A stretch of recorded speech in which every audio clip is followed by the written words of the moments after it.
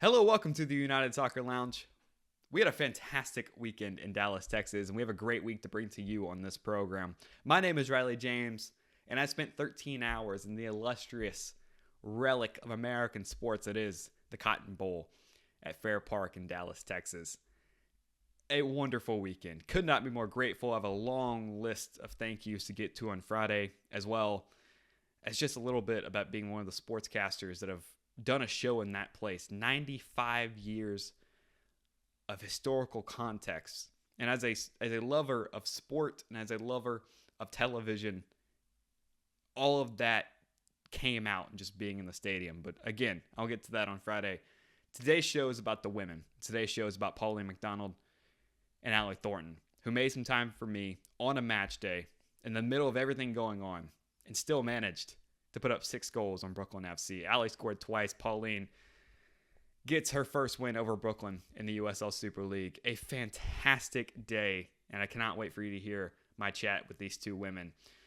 Allie, a native of Arlington, Texas, she is an SMU Mustang right down the road from the Cotton Bowl, but she made her name playing in Europe. She's a goal scorer in the UEFA Champions League. She is a Belgian league champion with Anderlecht, and she had success in France. But she made her way back home to play in the USL Super League with the Dallas Trinity. Pauline MacDonald, her playing career was spectacular. 65 appearances with the Scottish national team. She captained a couple of those teams. She played all over England and Scotland and even in the United States in the first iteration of the USLW League. And she even played for a small club called Arsenal. Before her coaching career kicked off in Scotland, she coached the Scotland U17 girls before taking this job with the Dallas Trinity. A fantastic show. Cannot wait for you to hear it. We're so thankful to everyone that helped us out so much at the Cotton Bowl, and we're thankful to you for watching our program today. So please enjoy Allie Thornton and Pauline MacDonald live from the Cotton Bowl. Please welcome to the show star striker Allie Thornton and her coach Pauline MacDonald. Thank you so much for coming to hang out. How are you? Yeah, doing well. Happy to be here. Thank you guys so much for making time for a match. I really do appreciate it. You know, so close to you guys kicking off in just a few hours. A lot of things I want to get to. Obviously, you guys are in a playoff position as we go and start the second half of the season. So there's a few macro things I want to hit before we get to the actual soccer. Allie, you've been all around the world. You played in the UEFA Champions League in Europe. You've won leagues in Belgium, but you're from Arlington. You're an SMU Mustang. You're back home here in Dallas. What has this experience been like for you? Yeah, I think it's been so special for me. Being a Texas native, going to university in Dallas, I think I have a lot of pride being from Texas and being from the DFW area. And I think for me, like looking at this fact alone that we're the first professional women's soccer team in Dallas, we're making history. And the fact that I get to do that in my hometown makes it even more special for me because I'm playing in front of my friends, I'm playing in front of my family. So it's something I'm super grateful for and an experience that I wouldn't trade for anything. Right, and much like Allie here, you've also been around the world, Coach. Obviously not from the United States, but you've played here and now you're coaching here. We can talk about the Scottish experience, 65 caps with your home nation. You captained that team. Obviously, you've seen soccer a lot longer than Allie and I have. Thanks for that. But you played in the 90s. You've been coaching in the 2000s and now 2010s and 20s. Where do you see the women's game at right now in 2025 to play in a place like this in the United States? Yeah, well, I guess to start with a place like this, I think it's incredible for our team to be based here and have the fortunate situation to play on at such an iconic stadium and such an incredible surface. In terms of where the game's at, I think the game is where it very much deserves to be. I think the visibility across the last 10 years has been incredible, not only for youths coming into the game that now have role models to aspire to be, but I think for the players that have played before and the players that currently play now to get the recognition that they deserve, and I think for the game to be treated in the manner that it deserves as well, and no longer maybe compared to the male game. And I mean, it's a really great thing. We've had 2 successful World Cups in this climate of 2019 being in France, 2023 being in Australia, New Zealand. It's been such a great thing for the game, and to see the USL Super League kind of spawn off the success of the 23 World Cup, and obviously 26 coming here in the United States very soon, and then hopefully we get 31 here in the United States on the women's side. But there's plenty of things to be excited about from the soccer standpoint on the women's side. Your first year here in Dallas, Allie obviously has the experience of being from here, but what has your experience been in the first part of the season? I think for me, just the way that Dallas, the owners, the staff, the players have embraced us has been incredible and looked after us, taken care of us and made sure that we feel at home over here. I love the culture for women's sport in general in the US, and that excites you as a coach because anything is possible. So far, so good, really enjoying it. I think from me, I wanted a new challenge, and I definitely have that given how competitive this league is. But yeah, it's just a really, really special time, not just for us as a technical staff, but for the players as well. And like Allie says, to be the first professional women's soccer club here in Dallas, you know, we hope to leave an incredible legacy. And you come home from Europe to Dallas, to the USL Super League. What about this league has impressed you compared to where you've been in the past playing in the Champions League? Yeah, I think it's really cool because obviously when you're in France, you're playing against PSG and Lyon and Champions League caliber teams, and you know, that's an incredible experience in itself. But I think what makes the USL so unique is the fact that the talent is much more evenly spread. And so you see the scores, they're ties, they're 1-goal games, which means every game is competitive. And I think that's really special for a player because that means anyone can win on any given day. And so it's kind of that added pressure to like bring your A game for every single game. And there's no like lighter games, they're all big. Yeah. Which I think is, for me, I really like that.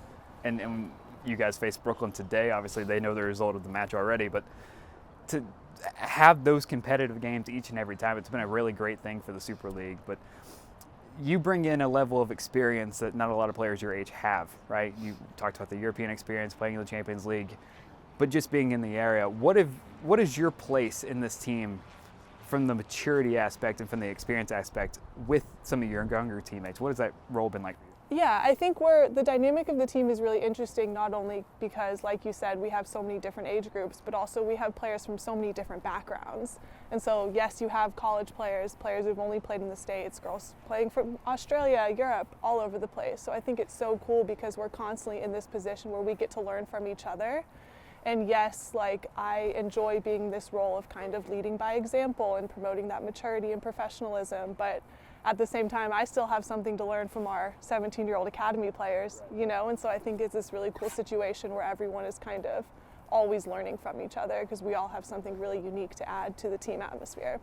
And obviously you're in charge of all of this, Coach. I mean, you deal with so many different levels of maturity and experience. You talked about a challenge. Yeah. What has that challenge been like to get this team to be so competitive and be in a playoff position at this point in the season? I think, like Ali says, it's a unique experience. We have teenage players, we have senior players with a lot of experience and more elderly, should I say. But I think the important thing is about trying to build meaningful relationships with the players that we have, ensuring that everybody buys into the goal, the culture of the club, the environment that we're trying to create. And for us, it's to create a sense of belonging where everybody can be the best version of themselves. Now, I want to talk about this place one more time. We are very thankful that Dallas Trinity and everyone with the Cotton Bowl and everyone helped us get here, right?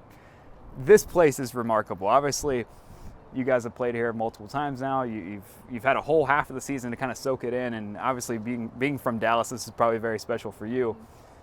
You're in the back half of the season now. This place, do you feel like teams come into this place and they maybe marvel at it and struggle for a little bit before they get settled into a game? I'll ask you first. Yeah, I think so. I mean, you walk through the tunnel and the place is huge, you know, like I can see how that would be intimidating for someone who maybe isn't as comfortable playing here as we are. But I think just the atmosphere that our fans provide and, you know, just the general energy that the stadium brings, I do think it makes it tough for opponents to come in here. Yeah, no, I would agree with everything Ali says there, and I think that, you know, every day we appreciate that this is our home, and there is none better within the USL, and I think that for any player to have the experience to play here at the Cotton Bowl, it will be a memory that will last a lifetime.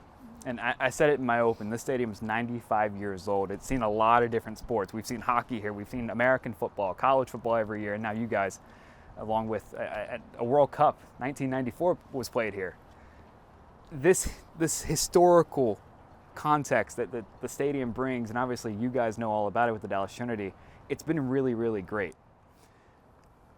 And honestly, when you watch it on TV, and that's a lot of fun. shout out you guys. It's a lot of fun to be able to watch this and see this game grow and to see what we have now. Now, when you look at the second half of this season, everyone's played here already, everyone's settled in already. When do you start looking at games relative to the postseason? Because Brooklyn, they're top of the table. They're coming in. You guys want to play some home playoff games as we get to May and June. I'll start with you, Coach. When do you start looking at these games relative to your postseason positioning? I think we've already looked at the two games that we've previously played against Brooklyn. We've done an evaluation on what the fall season looked like, and today we have slight changes to the game plan. And today we really want to bring our A game and kind of turn those results around. So yeah, I guess in the postseason we'll reflect again in terms of the 28 games across the season. But as a collective, we've already spoken about how we want things to be different and how we can make things different to bring a really good performance and result today. And it goes back to the maturity level of you playing in games like this, playing in really competitive matches towards a goal of playing in a postseason-like atmosphere. What is your goal in that team to keep everyone focused on each game, but also recognizing we want to play in Dallas in the postseason, not go on the road? Yeah, I mean, I think at the end of the day, it's all about taking it one game at a time. And, we've looked at our last games against Brooklyn, we've looked at their tactics, and we've figured out our own strategies to kind of nullify their strengths. But at the end of the day, I think the focus day in and day out is just focusing on us and concentrating on our game plan and knowing who we are as a team and just, concentrating on making it the most for us and playing true to who we are, and the results come from that type of performance, which then leads us into a positive place for the postseason. Now, talked about Dallas. I want to talk about you. I know it's hard here with your international experience as a player, right? You've played in the United States, but you also played for Scotland. 65 caps, you captained that team. How much of your international experience as a player has influenced coaching here your first year in Dallas? It was a very long time ago that I was a player. But I think potentially it's probably more relevant to reflect on, working within an international coaching environment, which I did with the youth national team back home. And, I think from the experiences that I've had, coming over here, we really wanted to kind of blend the European style of play with the real strengths of the American athlete. So that's what we're trying to do right here. We're trying to play exciting, entertaining soccer. We want to maintain possession of the ball, and we want to make sure that today we can get over the line against Brooklyn. Now, what's been the biggest thing you've learned from her in your time here? Yeah, I think one thing I really appreciate about Pauline is her attention to the little details. And, sometimes in training when we're missing little passes, it's like, well, take the bounce off of it, or, make your touch a couple steps this way.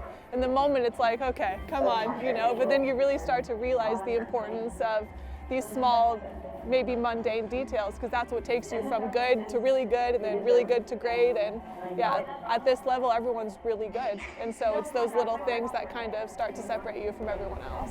And I mean, it goes back to what we talked about earlier with American soccer and the women's game in the United States. It doesn't matter if it's the other league, we won't say their name, but or the Super League. Yeah. Playing in this country means something to players. And obviously it means something to come and coach here, to be able to come and coach this Dallas Trinity team. And I talked to Jessica Silva this morning for Brooklyn.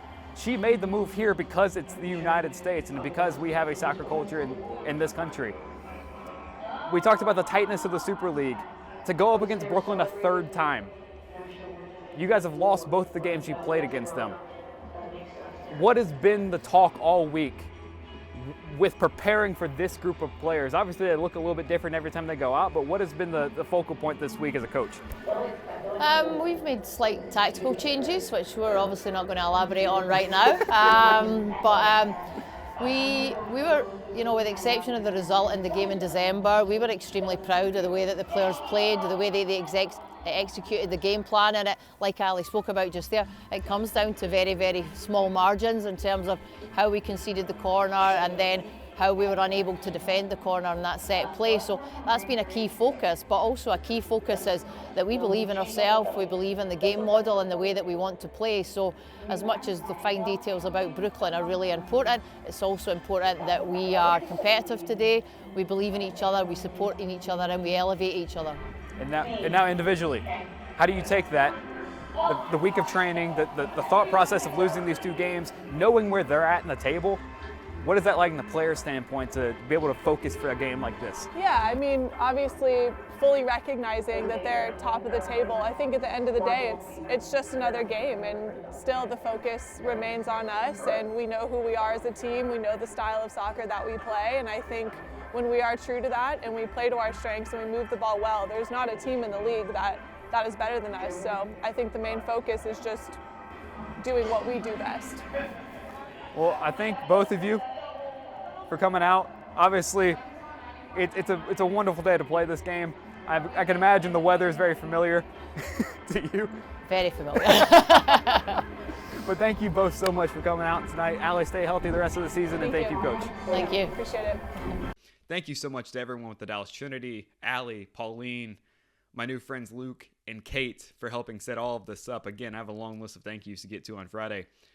But really just a spectacular weekend. Could not be more grateful for this league and for this job and for Goals TV. My boss, Jose, was in town. He helped us out all day long.